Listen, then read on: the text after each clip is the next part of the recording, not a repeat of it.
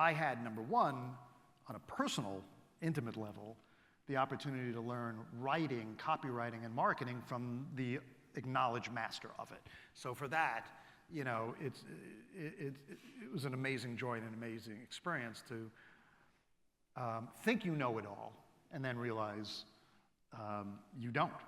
And Kevin was an amazing mentor and teacher on that front. This is the Kevin Trudeau Show. I am exposing the corruption in government and in major multinational corporations. We're telling you the things that they don't want you to know that will make your life better.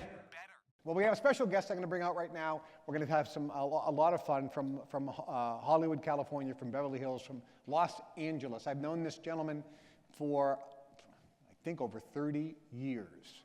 He's a Hollywood producer. He's produced movies, television specials, and he's also been the guy who's produced all of my TV infomercials since day one. So he knows stuff about me that I hope he doesn't share.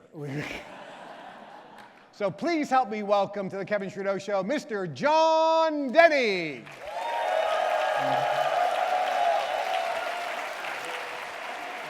Hey, good to see you, buddy.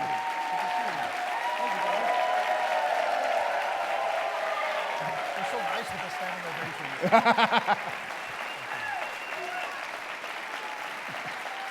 Look at that, man.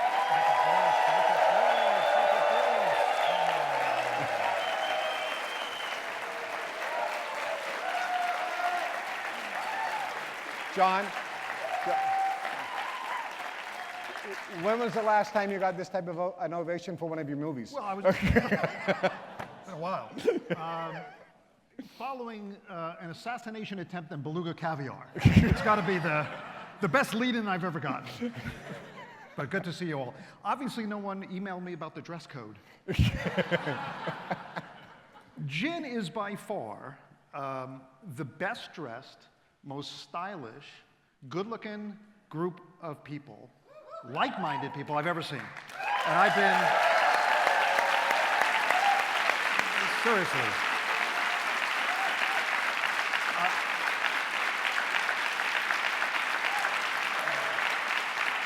Surely. I was hoping one of you showed up in sweats so I wouldn't feel it. But I just got off a tennis court, so very, very LA. Well, glad to have you here. I Absolutely. appreciate you coming by. Of course. We've known each other for, what, 30 years? More? Kevin and I were newborns in a... it's been 30 years. Wow. And we met in Chicago through a mutual friend. Yes. How many here know the name Danny Bonaducci, the redheaded kid from the Partridge Family? So I was friends with Danny back in Chicago. He had a radio show on The Loop, and he introduced me. Now, how did you guys know? Because you were shooting a movie for him? Yeah, I wrote and executive produced the Partridge Family movie on ABC, and also his daytime series, which lasted a couple of years. But Danny was a character, as you remember, the redheaded kid from the Partridge Family. Had gone through a lot of issues, you know, drug abuse and other issues in his life. And this was probably 1996, 95, in that range. And Danny said, hey, I did an infomercial with this guy, and I'm wondering if you'd like to meet him. He's a pretty good guy. And I said, A, I have no interest in meeting another guy. And B, infomercials, no thank you. At the time, infomercials had a somewhat negative connotation. You know, there was a lot of stuff out there being sold in late night television at 2, 3 in the morning when you wake up, and there they are. So I met Kevin. We hit it off. We had an Italian dinner, of course, somewhere. And I just found him, you know, incredibly interesting and charming and worldly. And he said to me, look, would you be interested in producing one of my infomercials? And I was a movie guy. I was a TV guy. And the first question I asked, are there any credits rolling on infomercials? You know, no, there are no credits. Okay, maybe I could do this. And he said, why don't you come to the infomercial convention in Las Vegas and see what it's all about. Now, I had been to the Cannes Film Festival, I'd been to Sundance, I'd been to the Venice Film Festival, all these beautiful, incredibly gaudy and interesting worldly film festivals. And as I was flying into Las Vegas, I noticed there were more private jets in the infomercial convention than I had ever seen in any film festival. And I said there might be a business here. And then Kevin and I spoke about his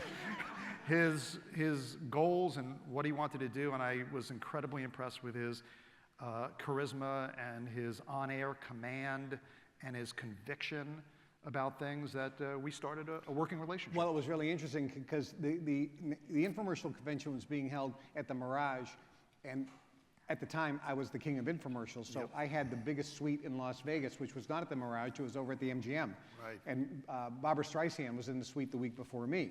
So I had this big, huge suite, and everybody at the convention who wanted to meet me, there was a list, you had to get on to have, I was holding court, if you remember. Oh, yes. So people would be lining up in the hallway with meeting times to meet me for 10 minutes or 5 minutes. You have 7 minutes.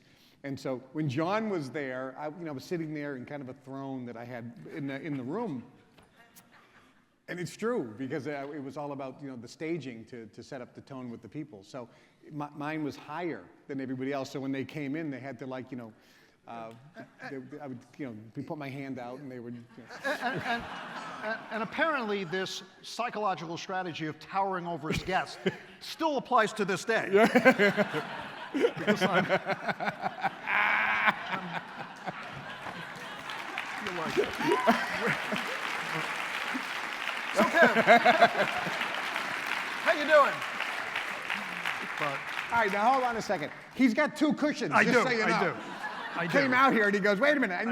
need a bigger cushion. After 20 years of therapy, you figure I could forego the cushions. But apparently I'm still, I'm still 5'9". So we got together and I said, all right, we're going to shoot an infomercial. So he does research on infomercials, on how they're all shot, the scripts that are done and the teleprompters and the rehearsals and the days of shooting and editing and all that stuff. So I don't know this, but he's doing all this research. So I said, yeah, we'll shoot 9 o'clock on Tuesday morning. Now, when I say we're shooting at 9 o'clock, that means the cameras are rolling at 9 o'clock. And Jon still to this day uses 9-ish. There's apparently no ish at gin. Apparently. Apparently ish does not exist in the lexicon. He said, are you starting the meeting at what, 9-ish? I go, no, we started at 9. I go, this goes back with the infomercial. So I get there, and he's still tweaking lights at 9 o'clock, right? Because he wanted to get to right. But tell us about the first time we shot that infomercial. Which one was it? Well, I think I'm not sure which one it was, but the first time I actually did any infomercial with you. Yeah, I forgot what it was. I mean, I've done Natural Cures and the Ron Ball and the Mortars and many of Kevin's. In fact, Howard Berg, the world's fastest reader, Scott Flansburgh, the human calculator, Ellen Kreidman, we did with the relationship. Oh, endless. And then we also did the one with Master Ty, with Danny Bonaducci with the Straight Shooting Golf. Straight Shooting Golf with Mike Siegel. Yeah, all that great stuff. So yeah, when I came from the movie world where you do 103 takes and you tweak the lighting and there's hair and makeup and it takes 6.5 weeks to get a minute or 2. And, we had a host. I had hosted a couple of shows as well with Kevin, but Kevin sat down at 9-ish. He wasn't very happy about that, but, I made up some excuse. And Kevin says, okay, we're going to go right through it. And then I said, sure, and then we'll do another take. And maybe another take. And, we'll redo some stuff. But he said, I don't think so. And then Jon's going, where's the teleprompter? Yeah. Where are the cue cards? Right. Where's the script? Where are the notes? Yeah. Where are the notes? Basically, as the director, I yelled action. And then I could have gone to Subway and had a tuna sandwich. I mean, there was nothing left for me to do, basically. I sat there and, action, when you say action, we're in Beverly Hills and Hollywood, that's, it gives you a certain amount of power. That power dissipated immediately because Kevin literally did 30 minutes straight of incredibly compelling information. And then at the end, I said, you know, is there anything else you'd like to do? He said, yeah, go have lunch. And that was it. And 2 weeks later, it was on air. And touching people and moving people and certainly informing and enlightening people. The one thing about Kevin, I will say this, I don't think I've ever said this to you. You know, the world's reliance, or at least our respect for language, has diminished so much over the years, and social media has something to do with that as well. You know, people don't read anymore, they certainly don't know how to write anymore. And Kevin is the only person I've known now for 30 years who's never said 2 words. Never said 2 words. And the 2 words are, and like. Like, I really want to do my radio show today, like, you know, like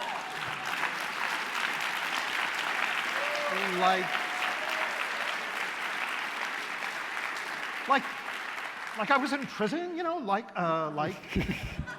and he's the only person I've known. I've actually listened to it for all these years. For one moment when Kevin's command of the English language and his ability to communicate didn't have the clarity, power, and purpose that it has. So I've been always impressed by that. Like, it's really been great. Well, like you're amazing. Well, there are 2 words that I do use in negotiation. The first word is spelled H-U-H. Huh? The other one is W-H-A, pronounced what? What? Sometimes I put them together. Huh? What? What? Oh, what? You know, if you add a like in there, you'll be golden. Now, obviously, people know I did Mega Memory, which was one of the first infomercial. If you were watching the show, I showed you the very first infomercial I did. John was not around at that time, in 1989. And then later, the show I did with Danny Bonaducci with Mega Memory. And then, so I was known at the time when we met as the memory guy, you know, with the world's greatest memory. I could remember anything and everything, you know, names, faces. I could go in and I would do all these amazing demonstrations. He forgot to tell me about the dress code. So he's slipping a little bit. So John and I at the time, this is back in the 90s, are both single guys. So we're going out to, we go out to a club. So this is an interesting story. Well, it's a sad story, and I'm still one of us. recovering. For one of us, yes. All's well that ends well for you, of course. So I had known Kevin probably for about 6 months or so, friends. We weren't working yet together, and Danny had introduced us, and we sort of hit it off in spite of the fact that he was a guy and did infomercials. So, you know, it was surprising. I have a new friend. Yeah. And I'm in Chicago. I'm based in LA, but, you know, was there, and we probably, you know, we were hanging out. And we go to a bar, club, probably on Oak Street, you know, in that nice, cool area of Chicago, which is really pretty. And back in those days, this is, you know, the War of 1812, it feels like. You know, there really weren't cell phones then. Some people had them. We didn't. You know, at the end of the night, it's 1:30, 2 in the morning, it's last call. And I'm in town, you know, I'm a single guy, and there's a girl at the bar, and I'd been chatting her up. The lights start going up. Remember, you know, in those bars, the lights start going up, and they want you out. And I'm already awkward anyway. You know, it's not like I'm cool like him. You know, I'm a wolf. And you know, we talked, and I said, you know, I'm wondering, could I get your number and give you a call? And she said, yeah. You know, it's dark. So she said, I'll give you my number. And I don't have a pen on me or a piece of paper. I've got nothing, and I'm not going to rely on this memory. So I realized that next to me is the world's most famous memory expert. You know, I mean, he also kind of, he had chatted her up a little bit too, but clearly I was winning. Clearly. And I said, okay, it's the pressure, the lights, the girl's starting to edge out, she's grabbing her handbag. And I said, Kevin, come over here. Will you remember her number and give it to me on the way home? I have a feeling I think you know where this is going. So I said, just tell my friend, he's mega memory. I think she actually recognized him as well, which made it even worse. And she said, sure, I'll give you my number, 312-573-1177. And just to be safe, could you just repeat that for the memory expert? 312-556-12. I said, Kevin, got it? Got it. You sure you got it? Got it. Perfect, lights go on, everybody parts. I'll call you. I'll call you. So we get into the Rolls Royce, Kevin's driving, and I find a piece of paper in the glove compartment, and I have a pen now, and I'm not waiting. It happened a minute ago. As Kevin's driving, I said, Kevin, what's that number again? And he's driving, he says, 312-556-1661. Dude, you memorize frontwards and backwards the US Constitution. You know 11 languages frontwards and backwards. You have to, 312-556, doesn't remember it. He went out with her, he called her the next day. He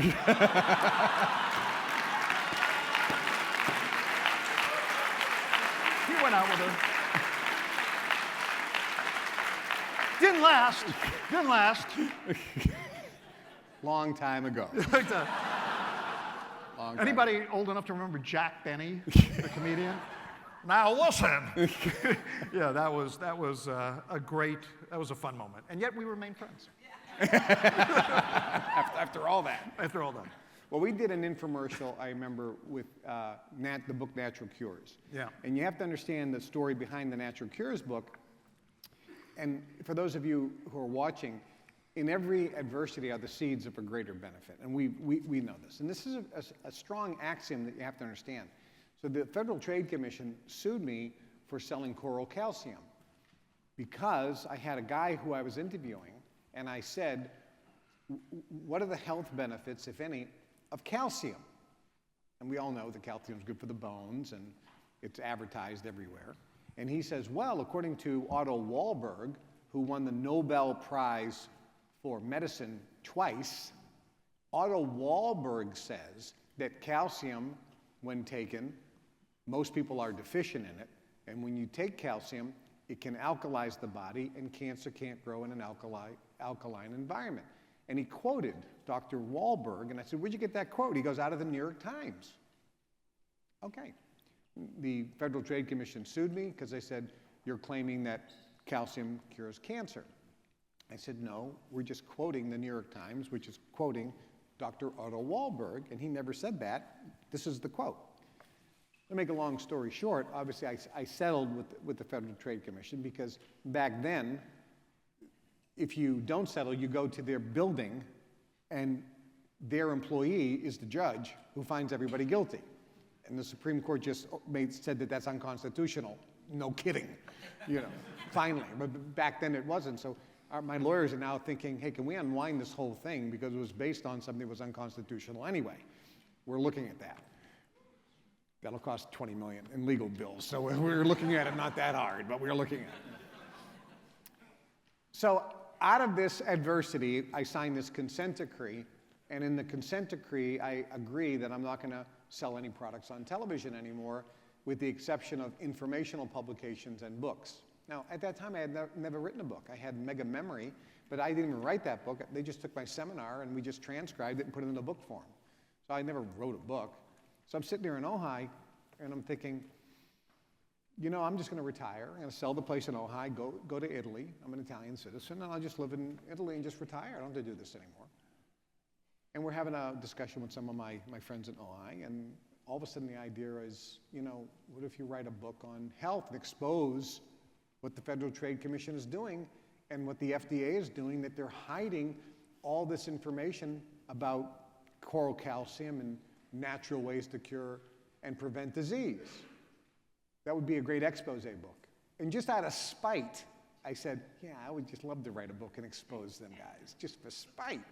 I said, but that's not the right reason to do it. I said, I'll do it to actually help people, and that's when the name of the book, Natural Cures That the Government and the Drug Companies Don't Want You to Know About.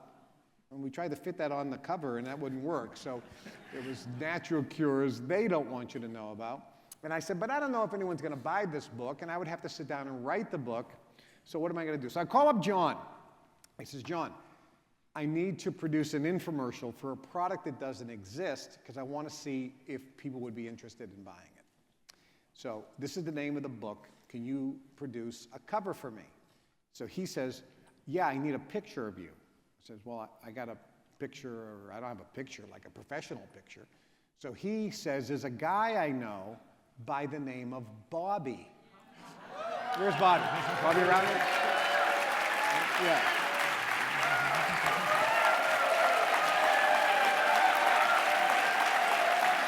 Bobby's right over here. So he goes, he does, you know, he does the Academy Awards, and he'll take a picture that we'll use on the cover.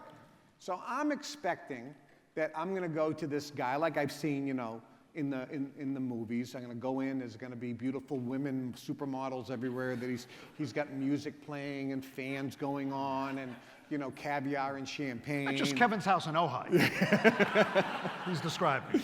So I'm expecting I'm going to go to Bobby's studio where it's going to be world class and everything. So Bobby says, meet me at this address. So I go, and it's on some side street in like LA someplace where all these little tiny houses are. And this can't be right.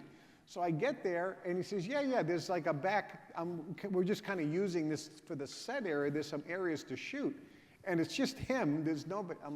What's happening? Well, we got a makeup person who's going to put some powder on. I'm like, I'm very disappointed. And he goes, yeah, just stand in this doorway. I go, this little like barn is going to fall down. I go, it's like, I'm afraid of getting splinters. There's spiders around. Just stand there. So I just stand there like this, click, click, click, click, click. All of a sudden, that's the cover. That's the book, that's the shot that's on the cover.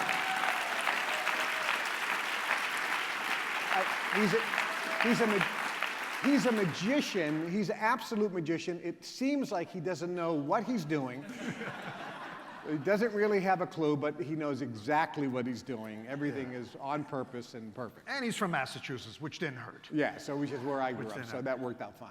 So I give him the picture, then Jon produces, as he does his magic, he produced the cover of Natural Cures They Don't Want You to Know About. Right. And what was fascinating, you know, we are now going to shoot an infomercial for a product that does not exist. So number one is you just can't hold up a cover. Flimsy. So I had to find a book to put the cover on. So I found, you know, like insignificant book, like it was probably Moby Dick or Crimes and Punishment or... I think it was The Joy of Sex, but I'm not sure. Joy of Sex might have been a little too thin a book. We wanted to show a big book. So it was, you know, probably, you know, a real classic. And we take, you know, Crimes and Punishment and throw their cover off. Who would ever read that anyway? And put on Kevin's beautiful, glossy cover. And I think Kevin already had the book in his head. He knew what he wanted to say. And the most powerful and palpable things he wanted to talk about was the unholy alliance, as you all know, between Pfizer's and Merck's and the FDA and Harvard Medical School. You know, I'm a little less strident and a little less bombastic. You know, I do think there are certain good things that come out of science and medicine, and I'm sure you agree. But there's no question that there's lots of conflicts of interest and lots of things that are being suppressed. I take a statin every day, which to this day, Kevin would strangle me for. And the reality is I'm going to take a statin every day for the rest of my life. They don't want to cure me. They want to keep me buying that drug. They're a good customer. I'm a very good customer. And they have one fiduciary responsibility as publicly traded companies. and that is to raise shareholder value. That's their one mandate. That's their goal. I have stock in that company. You should take a double dose. I should. Totally. So we're about to go on and shoot a show for a book that does not exist. It's sort of like Hamlet Shakespeare before he wrote Hamlet, going out to the town square and pitching the story. And if people liked it, I'll go write it. You know, it's a story about a king and an id, and wow, you like it? I'm going to go back and write it now. And that's really what it was. If Kevin felt that there was enough response, if there was enough receptivity to what he was saying based on the calls that came in, then he would go back and take his outlines that he'd already prepared and his theories and theses and positions and perspectives and put it in a book. So we did an infomercial. Again, by this time I had learned, this is about 5 years later, so there's no ish. We got started at 9 a.m. And at 9 a.m., I had hired a host who, we scribbled a few questions. And at 9:30, we were done. And Kevin walked out of the studio, and 2 weeks later, that infomercial tested on television. Suffice it to say, Kevin had to write that book really fast. That book, on an infomercial that we did in 30 minutes, straight to finish, no uhs, no likes, no second takes, no let's do another version of it. That book became the #1 New York Times bestseller for over a year and the biggest selling book in the world outside of Harry Potter over that 2-year period, and changed a lot of lives and perspectives. So I'm very proud of that. Thanks.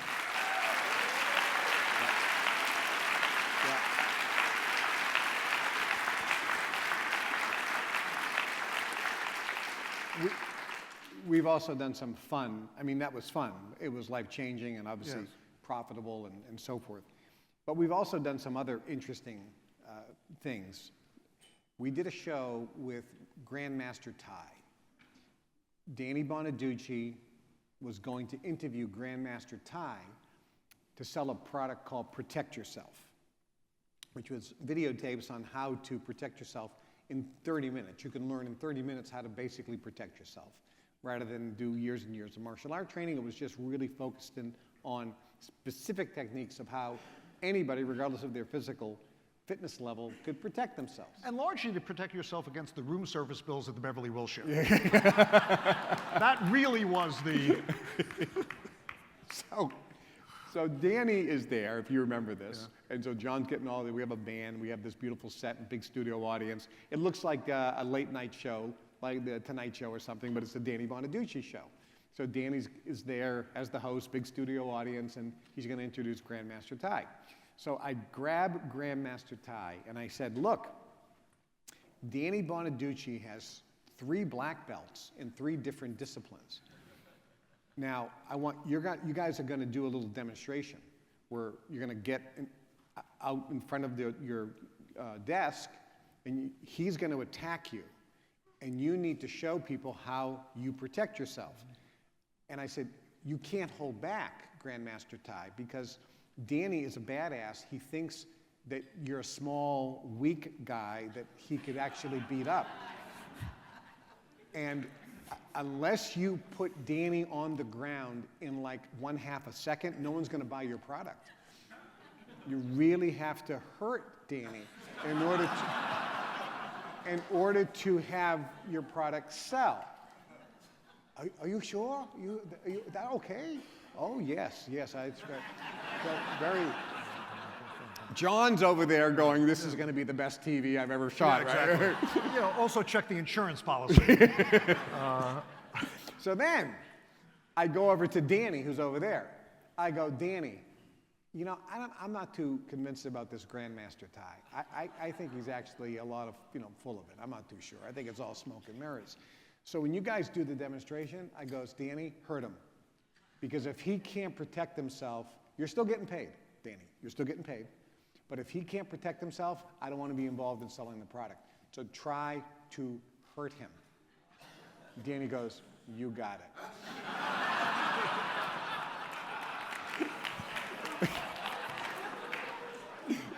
So John and I are back there, and I'm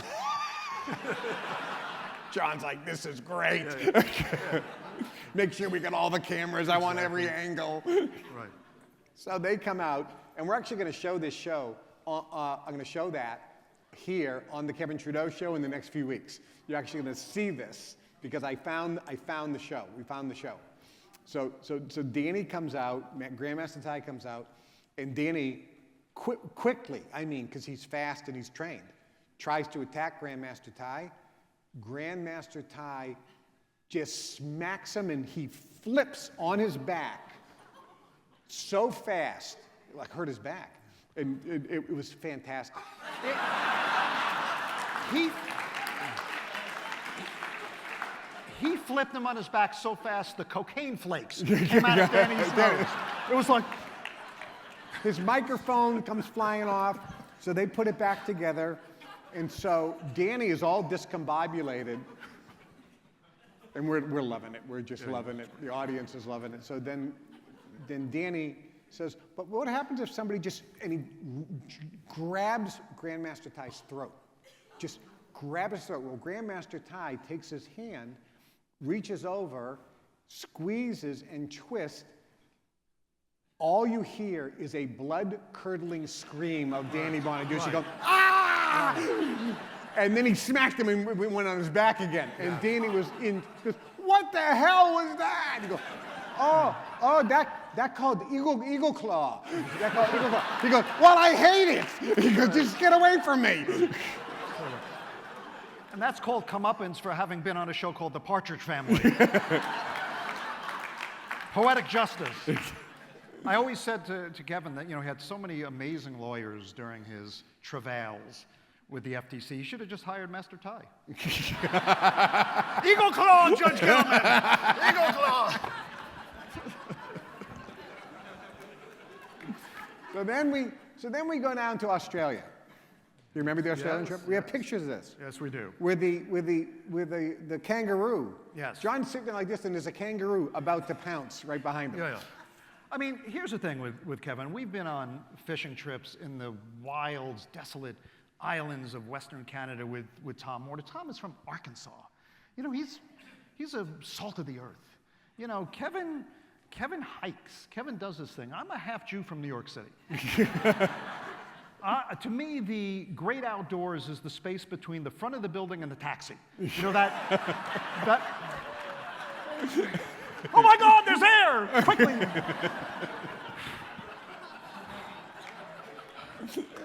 I mean, hiking, walleye fishing with Kevin at 5 in the morning.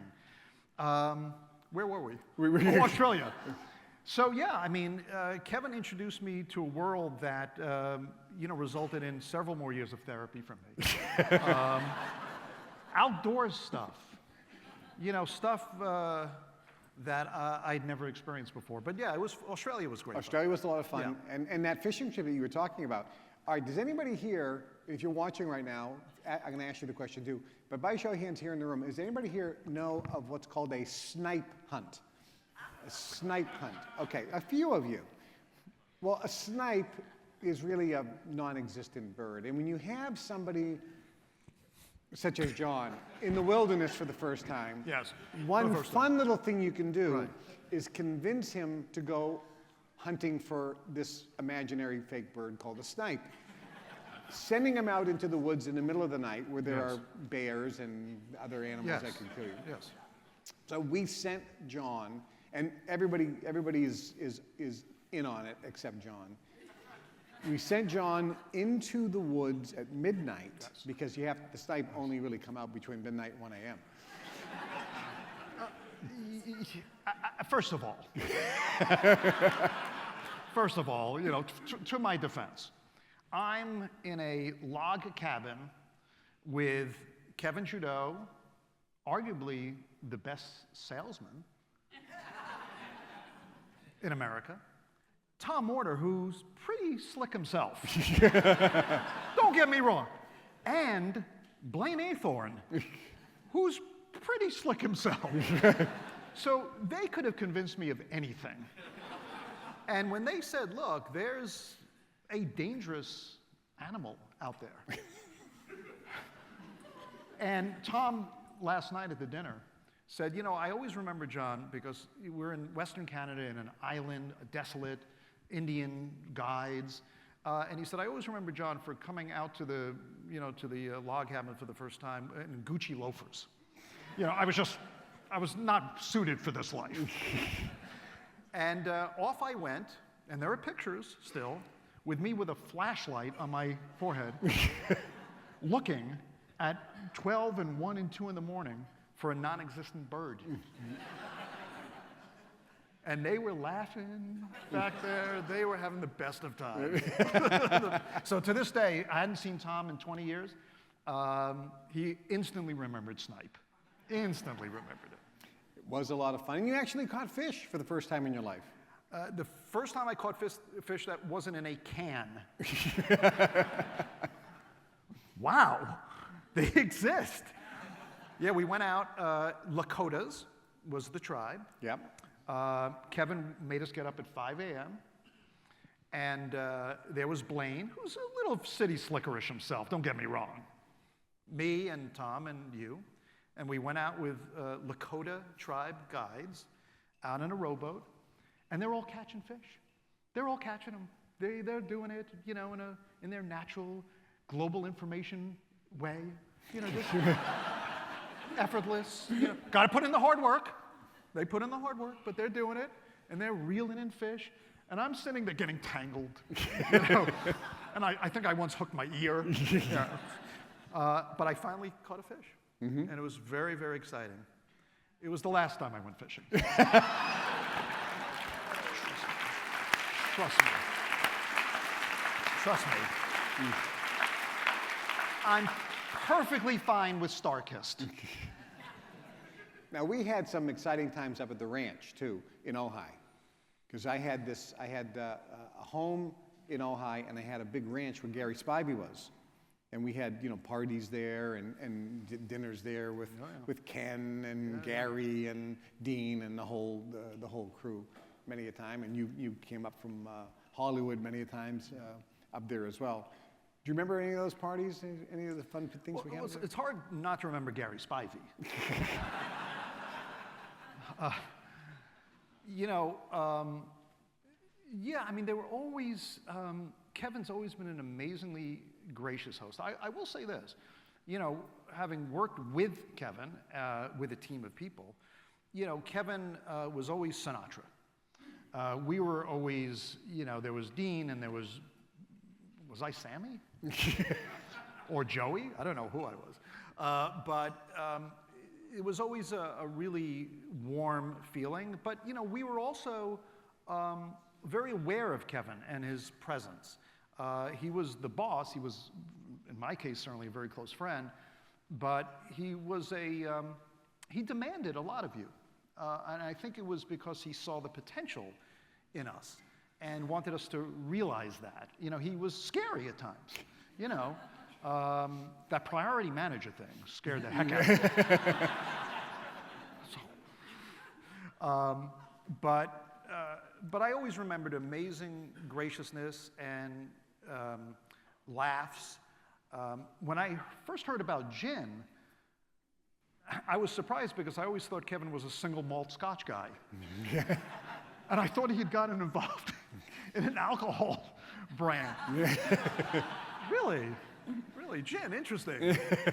But no, they were always amazing times. And Kevin always, he would, you know, when he was out of town, I would borrow his cars, I would borrow his house. It was great. It was. There's been a lot of success, obviously, that you've been around. You yourself have achieved an amazing amount of success over the years. Andrew Melcher, our mutual friend, used to work for me, and amazing success, has made millions. Ken Wright, incredible success. A lot of people in our circles have gone on, sometimes in their own separate directions, based on what they learned and achieved great success. And again, our organization, my organization, did very, very well. Is there anything that you would say, from your vantage point, were keys to that success? That's a great question. You know, I was hearing Donnie, who I also met for the first time on this trip, talk about copywriting, and I write now, I didn't write Kevin's infomercial certainly, but henceforth I've written, many, many infomercials and directed and producing. So I had, number one, on a personal, intimate level, the opportunity to learn writing, copywriting, and marketing from the acknowledged master of it. So for that, it was an amazing joy and an amazing experience to think you know it all and then realize you don't. And Kevin was an amazing mentor and teacher on that front. But in terms of success, I think, and you all are so lucky and privileged to be privy to people like Kevin and Tom and Blaine and Donnie and many others, Ron. Because one of the things I notice about them, and I mentioned this to my cameraman yesterday because I'm also here doing a film on Kevin, that all of them speak with such clarity and such purpose behind their words. There's not a lot of waste. There's warmth, there's connection, there's empathy, but there's also a tremendous amount of focus and command of the English language for all its beauty. So I learned, I think part of success is to try to leave the likes and us at the door and to also connect with people, to look them in the eye. I have a saying, I don't know if it came from Kevin, but first understand and then be understood. So understand where people are coming from. We're on different sides of the spectrum politically, completely. I live in Los Angeles, of course. So you know where I'm at. But that's the problem in this country now. We're so polarized. We're so divisive. If you vote for that guy, you're the enemy. If you vote for this person, you're the enemy. If you believe in this, you're the enemy. And I'll tell you, the one thing that I see in this group, and I'm not just saying this because I'm in front of you, because I've been around others, is there's such a sense of collegialism. There's such a sense of collaboration, of support, of synergy, spiritedness amongst all your members. And that's coming from Kevin, and it's coming from the leadership here. So I would say in a very circuitous and long answer, sorry, that it's really about understanding where other people are at, being focused on your goals and your strengths, realizing you don't know it all, but have a forever lifelong appetite to learn, and to be kind. I read something once, I have a lot of things I wish I still will accomplish in my life. But, it's a lifelong journey. And there's no time clock. There's no, time is a construct. It's a social construct. I always get angry when people say, age 68 or age 43 or this or that. It's all in your head. You are who you want to be. And I think Kevin taught me a lot of that. You come in with cynicism, right? You can, oh, really? Oh, come on. And then it seeps in to your core. It starts permeating who you are, your sense of self, your sense of possibility, your sense of wonder. And Kevin really brought that to me and still does all these years. And after 8.5 years of what he experienced, to have had that attitude, to have that positivity, to have that sense of possibility and wonder still, and no sense of retribution and no sense of vindictiveness, is probably some of the greatest life lessons I've ever learned, and I thank you for it. I appreciate that, Jon. Jon, well-spoken, eloquent as usual, with a couple big words in there that we need dictionaries to know that. Jon is the guy who used the word peripatetic on me, and I said, huh? What? I need a dictionary. Peripatetic. Jon came to visit me many, many times as well. Very close friend. We've been together for a long, long time. I appreciate you spending the time. By the way, he's doing a documentary and filming, doing some work on me. That's why he's here with the film crew. So we'll look forward to seeing that. That'll be a lot of fun as well. Yeah, I mean, a very complex project. Kevin is a multi-layered, prismatic, that word again. Means, multi-layered. You know. But, It's, he's a complex, interesting, layered person who could only have been made in America. He's a distinctly American original. And you all, everybody I've met, you know, imbued with that spirit, galvanized with that sense of possibility and focus and self-actualization. But it's been a great joy to be around you guys. And I hope you've enjoyed my fair city, Los Angeles. Thank you, guys. Thank you, Kevin. Thank you, Jon. Fantastic. Good to see you. I'm Kevin Trudeau. This is the Kevin Trudeau Show. See you next time.